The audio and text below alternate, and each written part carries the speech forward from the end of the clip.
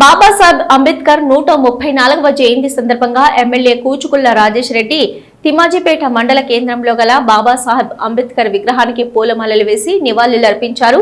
అనంతరం బిజినేపల్లి పట్టణ కేంద్రంలో మంగునూరు గ్రామంలో నాగర్ కర్నూలు జిల్లా కేంద్రంలో బాబాసాహెబ్ అంబేద్కర్ విగ్రహాలకు పూలమాలలు వేసి ఘన నివాళులర్పించారు.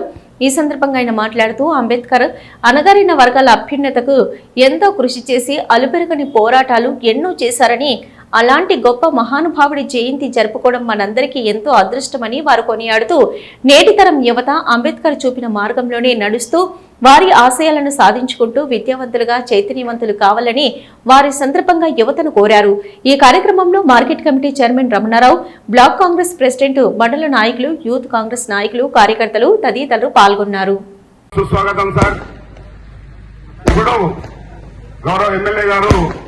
డాక్టర్ బాబాసాహెబ్ అంబేద్కర్ గారికి పూలమాల వేస్తారు. అందరూ పైకి పోకుండా ముఖ్య నాయకులు ఇద్దరు ముగ్గురు మాత్రమే పైకి పోవాలి, ఎందుకంటే అది విడిపోయే అవకాశం ఉంది కాబట్టి చాలా మంది పోవద్దు.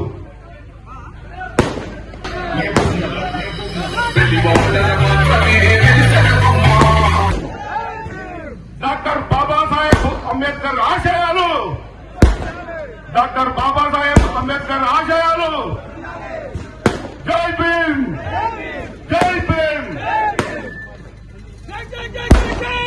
వాళ్ళ కులగురు వశిష్ఠుడు వాళ్ళ శ్రీమతి 3 ముళ్ళు వేసేశాక 7 అడుగులు కలిసేశాక ఒకటైన మనసును కలిసిన జంటను ఆకాశం వైపు చూపే అరుంధతి ఒక పంచమ జాతి కన్య అయిన. అంతేకాకుండా 16వ శతాబ్దం వరకు ఉన్నటువంటి మన దగ్గర ఉన్నటువంటి చిన్న చిన్న రాజ్య సంస్థానాల్లో ఎక్కడ కూడా కులమత భేదాలు లేవు.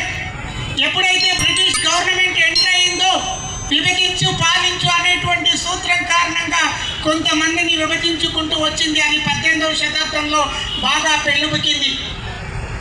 ఒకవైపు బడిలో